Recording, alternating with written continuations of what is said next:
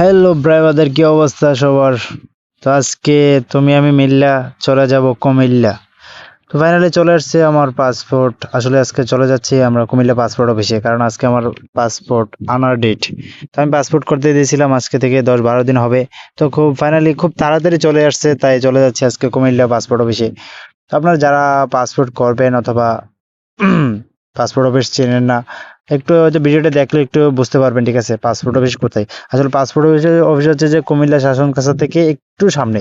আপনি অটো থেকে 10 টাকা ভাড়া দিলে আপনার পাসপোর্ট অফিসের সামনে নিয়ে যাবে। তো ফাইনালি দেখেন আমি চলেই আসলাম, ঠিক আছে, পাসপোর্ট অফিসের সামনে।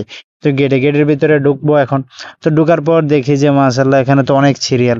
আর আপনি অবশ্যই পাসপোর্ট অফিসে আসলে অনেক তাড়াতাড়ি আসতে হবে, যত তাড়াতাড়ি আসতে পারবেন ততই ভালো হবে।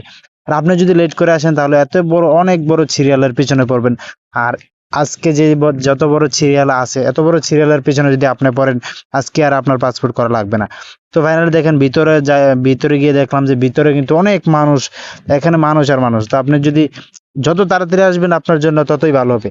তো দেখেন আজকে আমি পাসপোর্ট নেওয়ার জন্য এখন পুরো একটা টোকেন নিতে হবে। সেই টোকেন কাউন্টারে চলে আসলাম, দেখেন আমাকে একটা টোকেন দিল। টোকেনটার সিরিয়ালটা আমি অনেক দূরে হই, তো আজকে অনেক লেট হবে। তো ঘন্টা 2-1 ঘন্টা লাগছে, ঠিক আছে। তো ফাইনালি দেখেন পাসপোর্ট কিন্তু হাতে পেয়ে গেলাম, তো অনেক ভালো লাগতেছে। তো অবশ্যই ভিডিওটা ভালো লাগলে আপনারা সবাই শেয়ার করে দিবেন, একটা লাইক করবেন, ঠিক আছে।